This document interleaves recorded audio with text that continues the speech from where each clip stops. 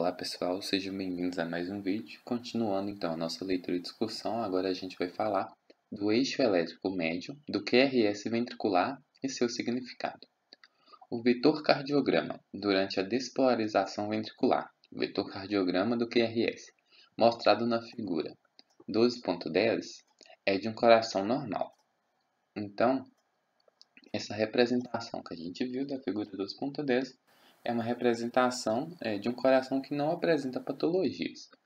Note nesse vetor cardiograma que a direção predominante dos vetores dos ventrículos durante a despolarização é em direção ao ápice do coração. Então, se a gente vê aqui o vetor que se predomina e o vetor que se destaca, observando a linha do vetor cardiograma, a gente vê que é principalmente esse vetor maior, que é o vetor 2. E observando o desenho do vetor cardiograma, a gente pode ver que a direção que ele desenha é do ápice para a base. Isto é, durante a maior parte do ciclo de despolarização ventricular, a direção do potencial elétrico, negativo para positivo, é da base dos ventrículos para o ápice. Assim, o que predomina nesse processo de despolarização é esse vetor onde aponta da base do coração para o ápice, lá na ponta dos ventrículos. Essa direção predominante do potencial durante a despolarização é referida como eixo elétrico médio dos ventrículos. Então, essa predominância desse potencial que vai ser chamado desse eixo elétrico médio dos ventrículos. O eixo elétrico médio dos ventrículos normais é de 59 graus. Em muitas condições patológicas cardíacas, essa direção se altera de modo pronunciado, às vezes até para polos opostos do coração.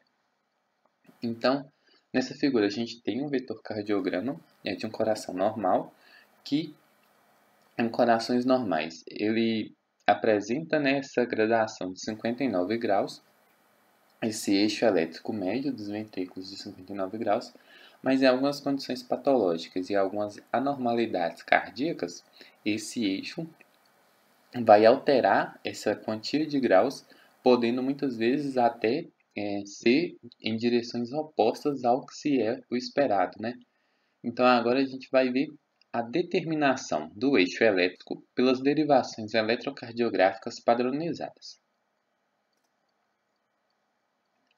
Na prática clínica, usualmente se estima o eixo elétrico do coração por meio das derivações eletrocardiográficas bipolares padronizadas dos membros, em vez de pelo vetor cardiograma.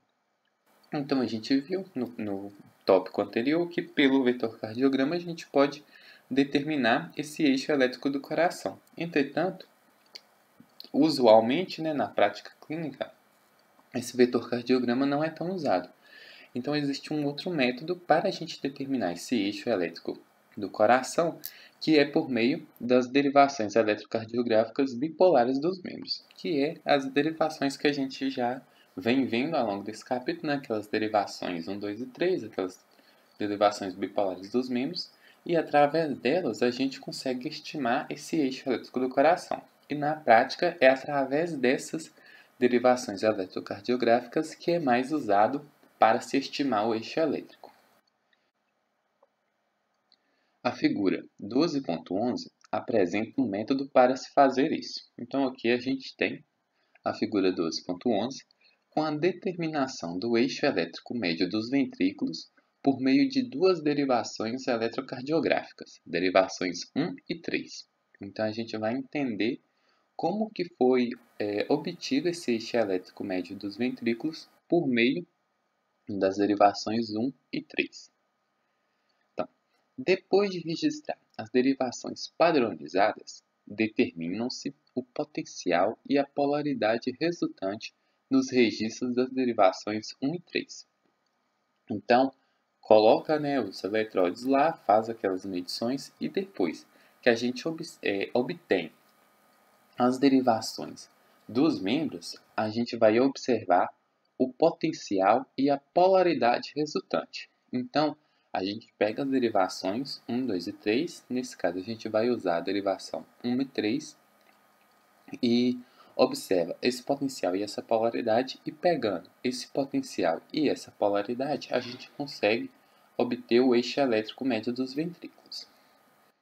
Então, na derivação 1 da figura 12.11, o registro é positivo. Então, aqui a gente tem a derivação 1. E a gente vê que essa derivação, né, o complexo que é observado, ela é acima da linha de base zero. Já que ela é acima da linha de base zero, não tem nada abaixo, então o registro aqui observado nessa derivação é positivo. E na derivação 3, o registro é preponderantemente positivo, mas negativo durante parte do ciclo.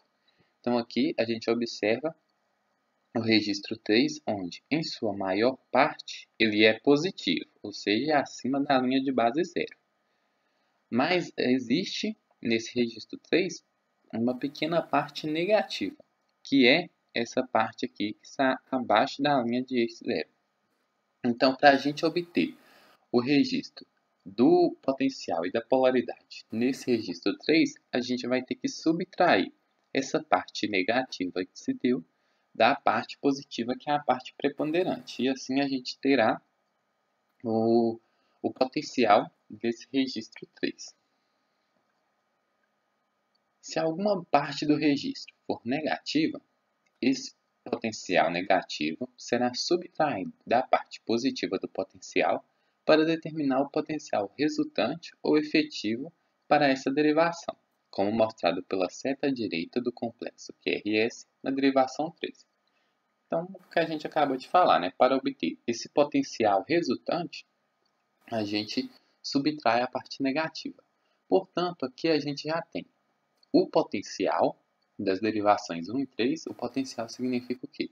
Significa a voltagem que foi atingida, então o tamanho dessa seta, né, desse potencial nas derivações 1 e 3. Então a gente já tem. E a polaridade é se ela está apontando, né, acima da linha de eixo zero ou abaixo. Nesses dois casos, 1 e 3, os dois estão apontando para cima. Então, são polaridades positivas. Então, a gente obtendo o potencial e a polaridade das derivações 1 e 3, a gente consegue definir o eixo elétrico médio dos ventrículos. Então, a gente tem o potencial através do tamanho da seta aqui representada, e a gente tem a polaridade, já que preponderantemente nas derivações 1 e 3 está acima da linha de base zero. Em seguida, cada potencial resultante para as derivações 1 e 3 é marcado nos eixos das respectivas derivações com a base do potencial no ponto de interseção dos eixos, como mostrado na figura 12.11. Assim, a gente pegou, né, as derivações 1 e 3 e traçou os eixos delas aqui representados em azul. Então, a gente pegou essas setas que representam o potencial das derivações 1 e 3. Então, a gente vai pegar o exemplo primeiro da derivação 1.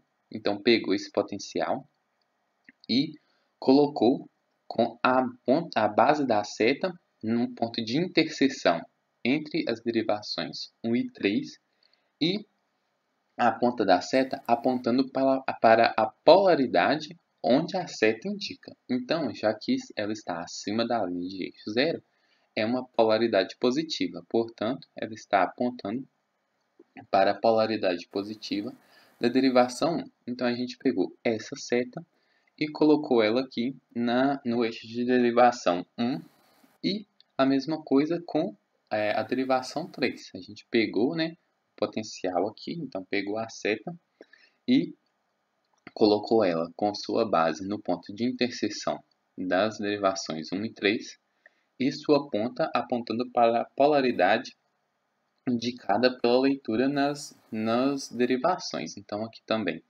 foi preponderantemente positivo, então a seta apontando para o lado positivo. Assim, a gente tem essas duas setas nas duas derivações, na derivação 1 e na derivação 3.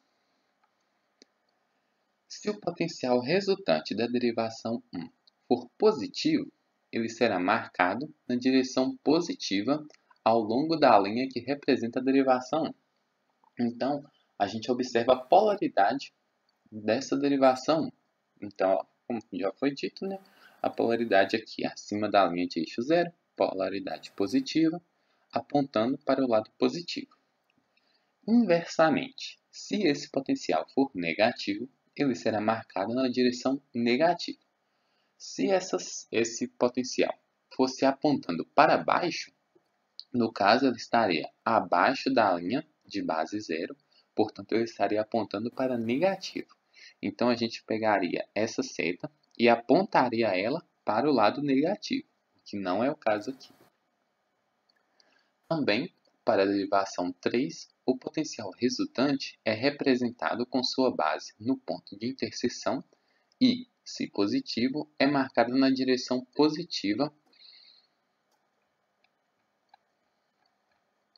ao longo da linha, representando a derivação 3. Então, assim como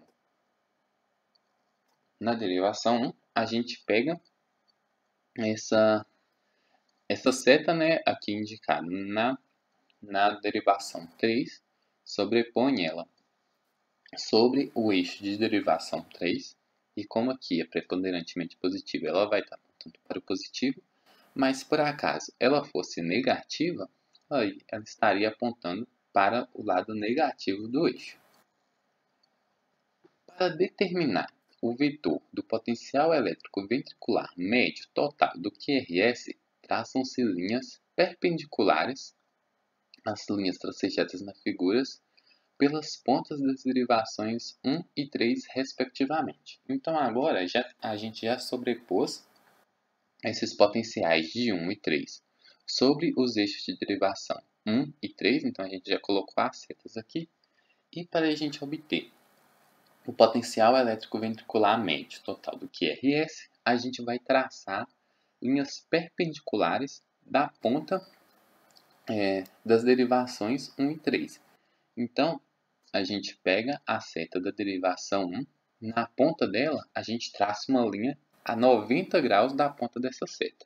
Então, aqui indicado pela linha tracejada, sendo perpendicular, né, então, a 90 graus dessa leitura observada em 1. Em 3 é feita a mesma coisa. Pega a ponta da seta e traça-se a linha aqui indicada pela linha tracejada a 90 graus dessa seta. Então, é o indicativo desse eixo perpendicular da ponta da leitura feita na derivação 3. O ponto de interseção dessas duas linhas perpendiculares representa, por análise vetorial, a ponta do vetor QRS médio nos ventrículos e o ponto de interseção dos eixos das derivações 1 e 3 representa a extremidade negativa do vetor médio. Então, a gente traçou as linhas perpendiculares às pontas das setas da derivação 1 e 3, e onde elas se interseccionam, né? Então, onde elas se encontram, vai ser o ponto onde estará a ponta do vetor QRS médio dos ventrículos. Então, elas se interseccionaram aqui, aqui vai estar a ponta do vetor QRS médio dos ventrículos. Então, a ponta da seta aqui e a base dessa seta vai estar onde a base das duas outras setas, das leituras observadas em 1 e 3, também se interseccionam. Assim, a gente obtém esse vetor QRS médio dos ventrículos. Então, com uma ponta nas leituras, né, nas linhas tracejadas, de 90 graus das pontas das setas e a base desse vetor na interseção das setas das derivações 1 e 3. Então, esse aqui é o vetor do QRS médio dos ventrículos. Assim, o vetor QRS médio é traçado entre esses dois pontos, ou seja, entre a ponta, né, das linhas tracejadas e entre o encontro da base das duas derivações 1 e 3. O potencial médio aproximado gerado pelos ventrículos durante a despolarização é representada pelo comprimento desse vetor QRS médio. Então, isso é importante da gente observar, que o potencial médio vai ser dado pelo comprimento desse vetor. Então, se esse vetor tiver um comprimento grande, quer dizer que esse potencial médio também será grande. Se esse vetor for pequeno, então o tamanho, dessa série pequeno, o comprimento dela for pequeno, o potencial médio desse vetor QRS médio também será pequeno. Então, o comprimento é indicativo do potencial médio desse vetor. E o eixo elétrico médio é representado pela direção do vetor médio. Então, o eixo elétrico médio vai ser representado aqui pela quantia de graus que esse vetor vai apresentar. Então, para onde ele vai estar direcionado. E esse vai ser o eixo elétrico médio. Então, assim a gente pode determinar o potencial médio pelo comprimento desse vetor e o eixo elétrico médio pela quantia de graus que esse vetor apresenta nessas derivações. Nesse caso aqui, ele está apresentando 59 graus. Então, o eixo elétrico médio desse vetor, dado como exemplo, é de 59 graus. Assim, a orientação do eixo elétrico médio dos ventrículos normais, como determinada na figura 12.11, é de 59 graus positivos, mais 59 graus. Então, nesse exemplo aqui foi dado o eixo elétrico médio dos ventrículos normais, que é de 59 graus.